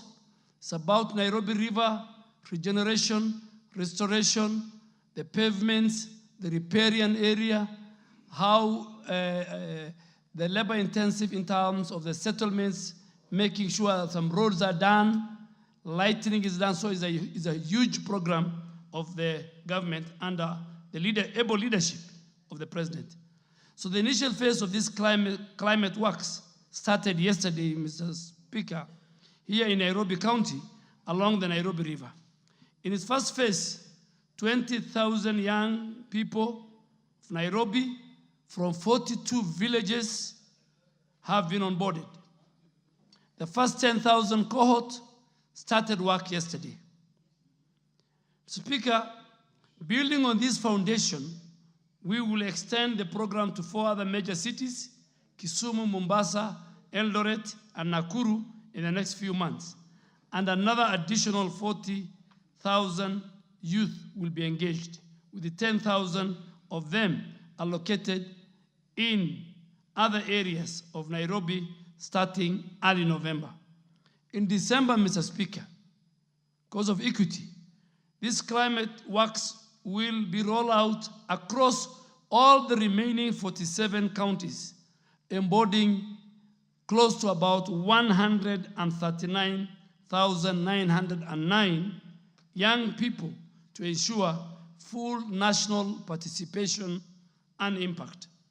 Honorable Speaker, my ministry is implementing other initiatives to deal with the pollution issues in our main urban rivers.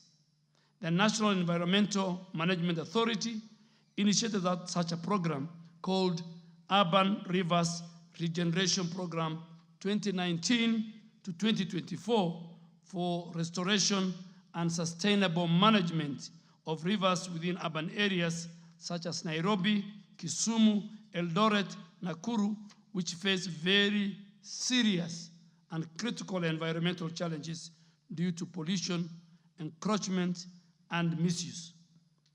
The following, Mr. Speaker, have been identified as the root causes of pollution in Nairobi. And many people, many leaders, many ministers shied away, but I will not shy away. I will not. And I want Honorable TJ to listen to me. The informal settlements, the people you represent, their percentage in terms of polluting. The story in town is the informal settlements are polluting Nairobi River. That's a fallacy. It's less than 1%. They even don't have garbage. They have nothing to throw. What they eat is very little. The garbage comes from the middle class. The biggest polluters of Nairobi River, and they must listen to me, and NEMA has mapped out 145 industries, factories, slaughterhouses, apartments, who discharge their affluent to Nairobi River. We have, and I have directed, the DG NEMA is sitting here. The laws that this House has passed, he must enforce it. He has no choice. Mamo must enforce. He either enforce or he leaves the job.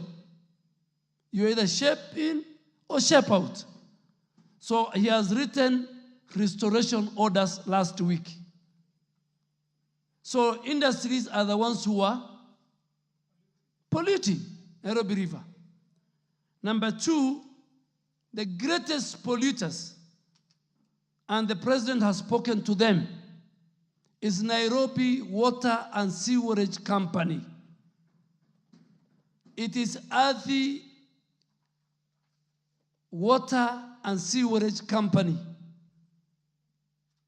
The president has spoken to the two CEOs. Their manholes discharge raw sewage into Nairobi River. In fact, we don't have a river, we have a sewage. The third and largest group that destroy Nairobi River are the dam sites. Along the 47-kilometer from Kikuyu constituency to Thwake Dam in Makueni, there are thousands of dam sites On Sunday, trucks were in Mukuru kwa Jenga. Trucks carrying garbage, discharging on the river. And I have told the governor of Nairobi, he must remove dam sites along Nairobi River. And we are going to call to order the companies that he has contracted who carry garbage and the private ones that come to our homes, even including members of parliament. We will sit with them. Mr. Speaker, the biggest problem in our country in terms of environmental challenge is we devolved it. Waste management is devolved. No, pollution is devolved. Zoning is devolved. No county today in our country can tell you we have this dam site. You have seen trucks, Mr. Speaker, as you drive. Behind them, the garbage is falling. We will introduce very strict measures. So dam sites is another pollution. Solid waste goes into the river, Mr. Speaker. Informal settlement, very little. If you allow me, Mr. Speaker, just to make a joke, the guy who is in the informal settlement, he cleans his plates, even doesn't need to wash it. The food he has is very little. So what is he going to throw away? The people who throw garbage, who have huge garbage, is the middle class and the industries. And then they blame informal settlements. Mr. Speaker, the other group is those who build or encroached on the riparian part of. When I saw the question from Honorable Kajwang, I was very happy, because it will give me an opportunity to address from the floor of this house. These 100, I have written to KEPSHA and I have written to Kenya Association of Manufacturers. With all these big companies, Mr. Speaker, big companies are dumping their waste, their effluent. The law allows them, MCA law allows them that they must provide how their effluent is discharged. Let me accept it. Somebody somewhere failed.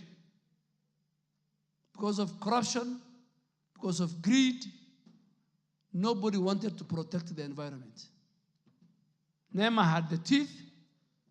This DG has transferred a number of people. But they got to big people and they were being returned.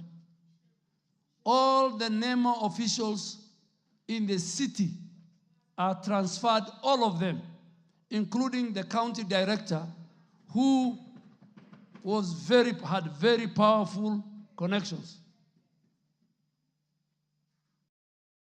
Michuki, I read his notes. The late Michuki, he had a good vision. Mzee Moi, when he started umomonyoko wa udongo, people used to laugh at him. If we could have picked from where he left, today Kenya, our forest cover, which is 10.3%, could have been 35%.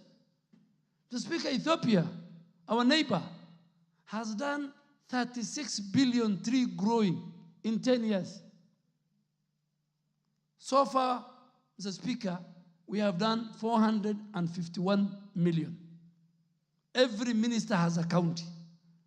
And I am ready to work with every member here to give you the seedlings, to work with KEFRI and KFS. Mr. Speaker, where you come from, you have seen what UHNCR. UHNCR, Mr. Speaker, and I want you to support me, is a global UN entity to take care of the interests of refugees. They must provide an alternative energy source. They have cut all the trees over the years. I have told the UHNCR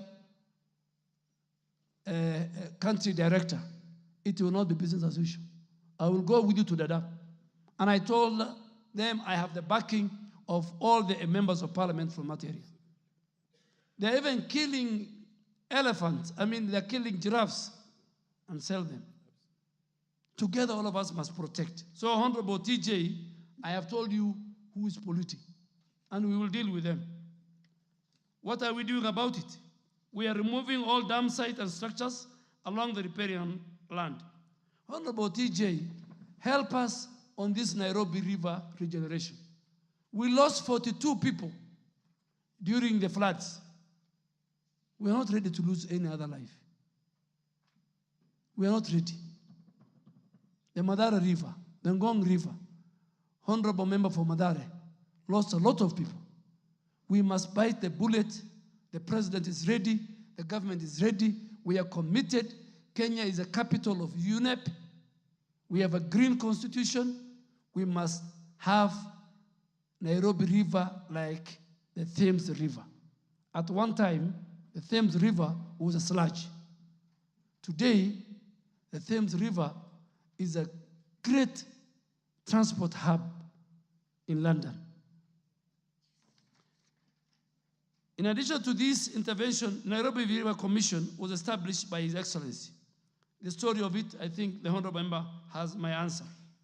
He asked a second question to outline the number of facilities along the Nairobi River that discharge affluent. I think I've answered. NEMA has conducted inspection to identify the illegal discharging along the riparian. Out of the 145 facilities, which we have mapped, 101 facilities have been listed by NEMA as having compliance issues because they don't have the required discharge according to the law. I have attached the list. I have nothing to hide. Yes. Even the banks, I have searched with the banks, they have a sustainability obligation, KCB, equity. If they are giving credit to a company, to a factory that is destroying the environment, even that sustainability of that company will be in question. So about 101. We have slaughterhouses who are discharging raw affluent to Nairobi River. And NEMA will undertake compliance evaluation through inspection. Question 3, Mr. Speaker, was Honorable TJ has asked our indulgence to state the measures that we have put in place. And I think I've already put it. But let me come to what are we doing about pollution control and waste water management. The Speaker, religious groups and those who run clubs, some of them are running clubs under a tent, like in Kitengela. The music that they play can even disturb a family 5 kilometers. Even our citizens, when they are celebrating a graduation or a birthday, they must comply with the law. They must. You can't bring all your friends because your son is graduating and then you play music the whole night. Some people have sick people. Some have young children. Some people are tired, they want to sleep early. So, Speaker, I am a victim. This weekend in my own estate. But because I didn't want to be accused of using my powers, I wrote a small note to the chairman of our estate, and I told him, this is against the law.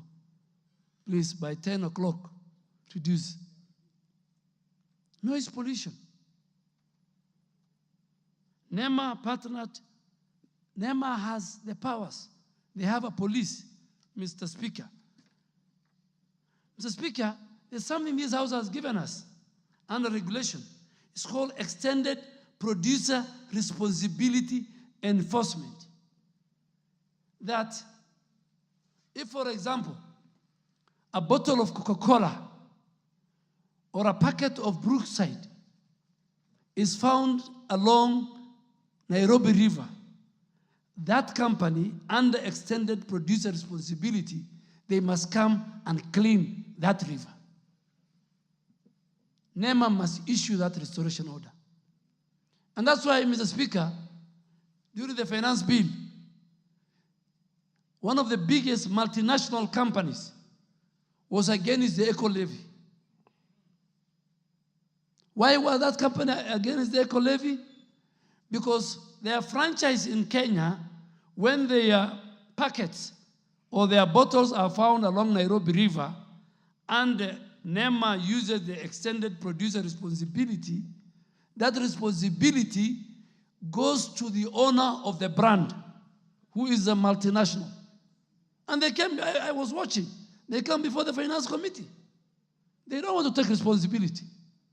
So, Mr. Speaker, when the restoration support bill come next month or next year, that will be used to protect the environment, our ecosystem, I really want to ask colleagues here to support that bill and to make it even more punitive. Honorable Speaker, I think on noise pollution, it's becoming a very, very serious issue. So restoration order, sustainable waste management, the law is there of 2022. This House has enacted it. It aims to promote a circular economy in waste management, such as segregation of waste at source. In your homes, in the next few months, I will gazette the coded, where in your homes you must have a waste bin for the waste, for the wet waste, for the organic, and for the dry. The vehicles that will carry must carry separately.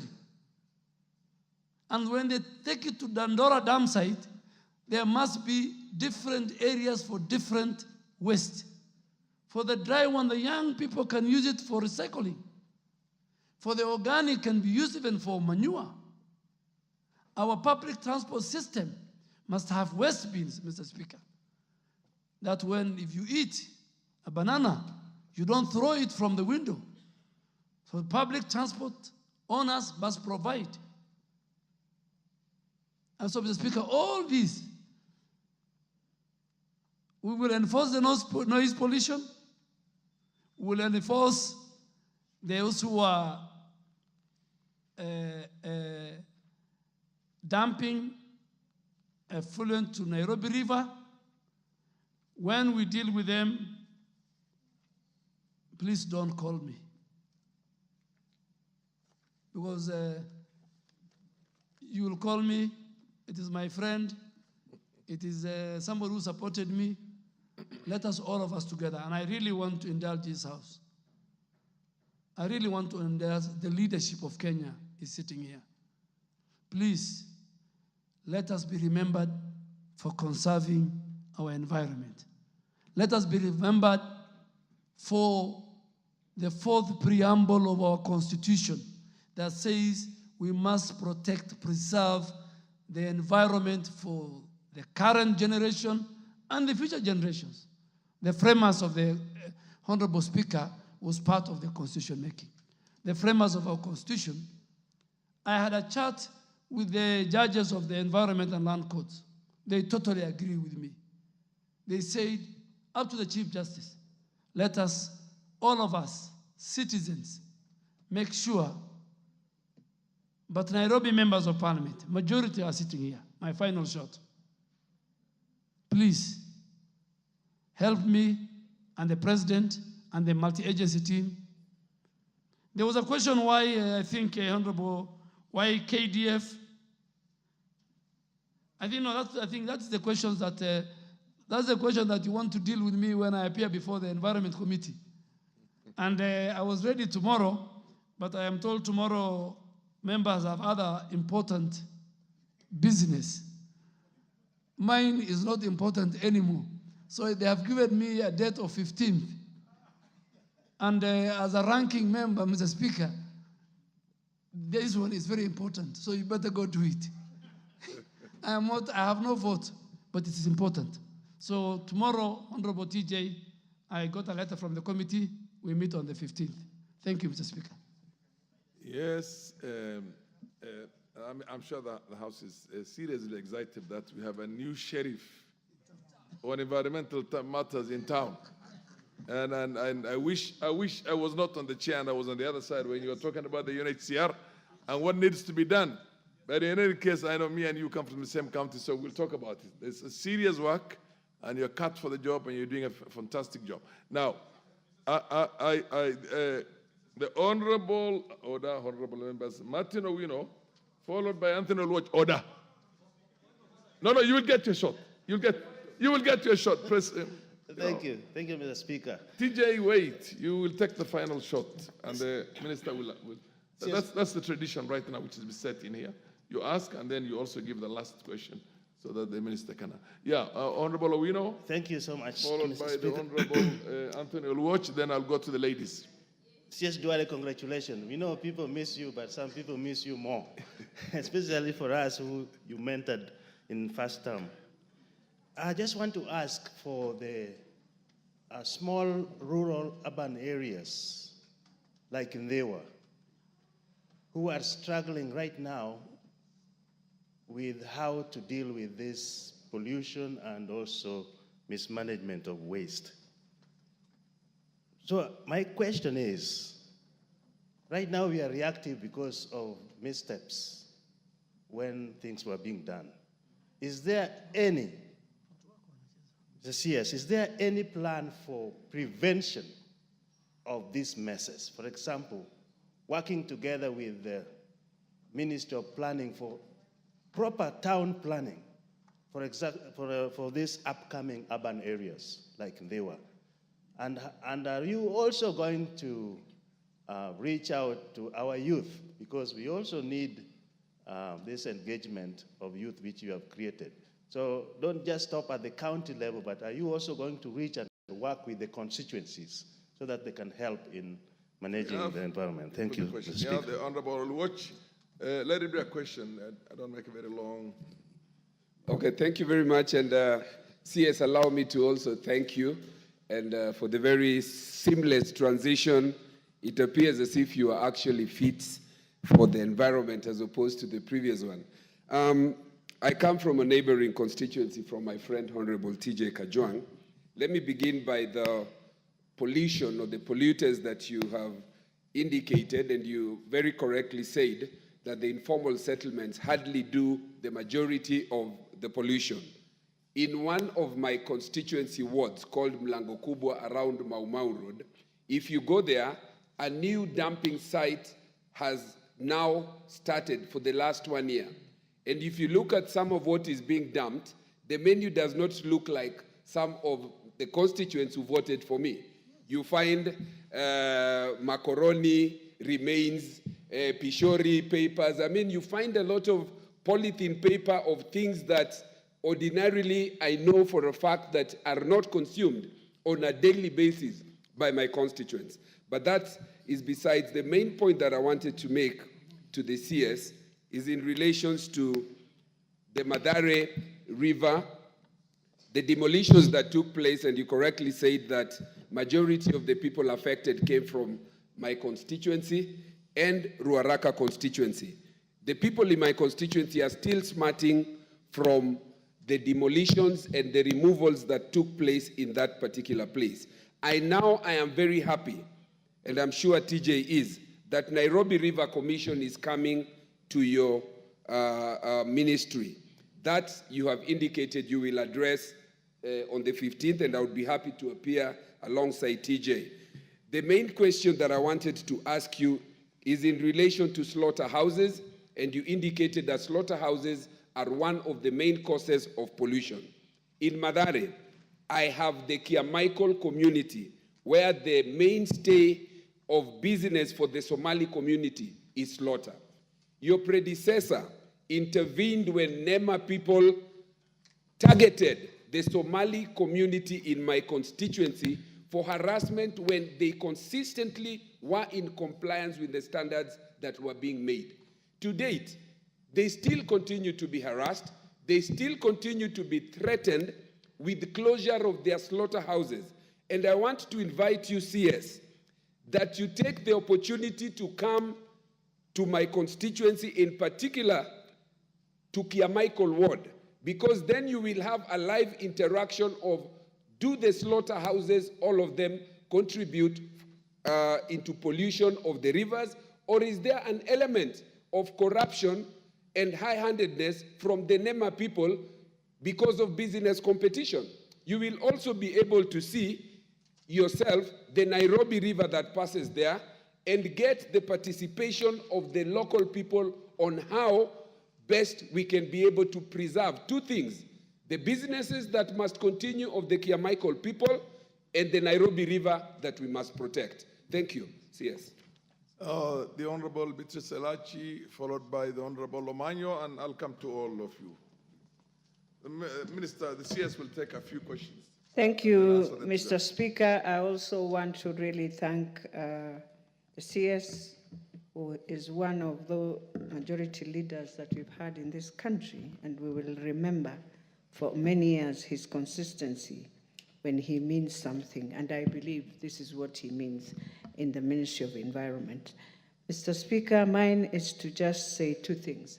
I appreciate, as he says, that we are now going to deal with Nairobi Water and also with Athi. And for me, the issue here is now the drainages and the sewers within the informal settlements, where you find they're the ones after, let's say, for example, when it rains, definitely they will drain to Nairobi River. How can we deal with that? And how can we bring in new sewer lines where there are no sewer lines? If that can really help us. But more importantly also, how can we have a program in schools where children in informal settlements can learn also how to dispose garbage, because they'll be able to assist their parents in terms of separation of garbage and all that. And lastly, is there a way we can have a program with the Turkish government, I think, so that we can have olive oil trees, which we know you can plant anywhere, whether it's in a dry land, it will grow, so that we have those seedlings and help now for those who are in areas where they are semi-arid or really arid to plant those trees, and it will help us even with oil. Thank you. Honorable Omanyo, you can ask your question also. Oh, I thought I was next, Mr. Speaker. Oh. Me? But you're Omanyo, I thought. Yes. Yeah, proceed. Thank you, Mr. Speaker. Buena CS, thank you so much for your extensively well-elaborated answers. But in Busia, we have, it's like two things happen at a go. Whenever it rains, it is too much that the overflow happens and the riverbanks burst, especially in Budalangi, and most of the habitats have to run away for safety all the time whenever it is raining. So while we are thinking of planting trees, other areas that are dry to attract rains, we have too much sometimes. And my question is, what is your plan to raise either something that can obstruct whenever the overflow happens in Budalangi, because this should stop. It has been there since I was not born. Then I'm now this age, the same story of floods affecting our people.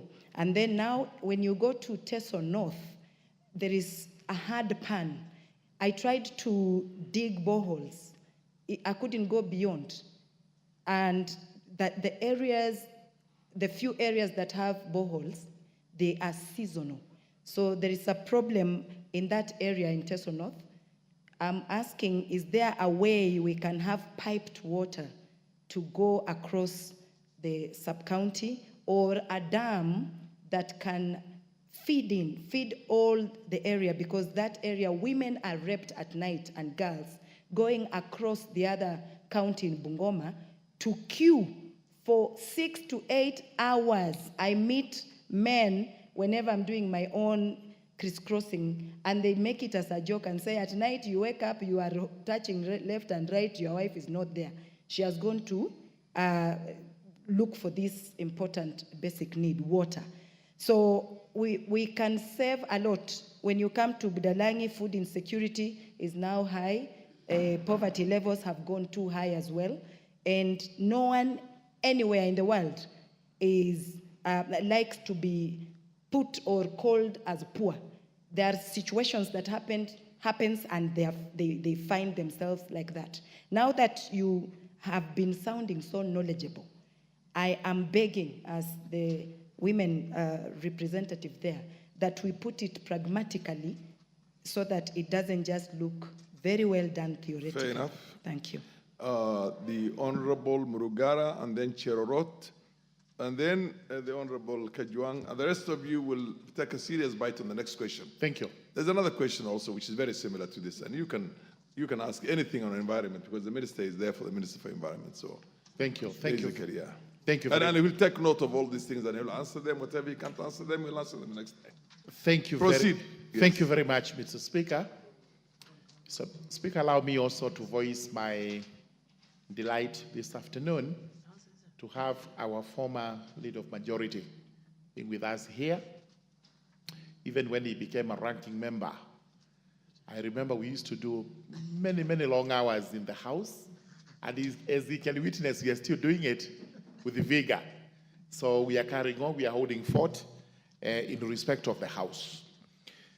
Mr. Speaker, allow me to ask him regarding the pollution that Honorable T.J. Kajuan has actually asked about. We know very well Nairobi River is murky. In fact, as we live within the precincts of Nairobi, you cannot, unless where it is absolutely necessary, you cannot drink that water. But as the river goes down, it gets into Machakos and then into Makweli. And residents there actually use that water when it is not treated. It's a very big health hazard. What measures is the government putting in place to ensure that even as we clean the river here in Nairobi, the water is also treated so that the health and safety measures that would apply in Machakos and Makweli are applicable and those people are safe? Similarly, but in the contrast, the Tana River has very clean water.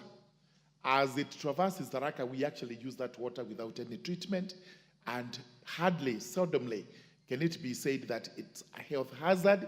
And I know you do it in Garissa, because I come to Garissa quite often, and I see as it flows under the bridge. But as we speak today, there is a very serious threat to that river because of the water towers, which are on Mount Kenya, Nyambene Regis, and those ones. The tributaries that drain into Tana River are now dry, and therefore the river has very little water.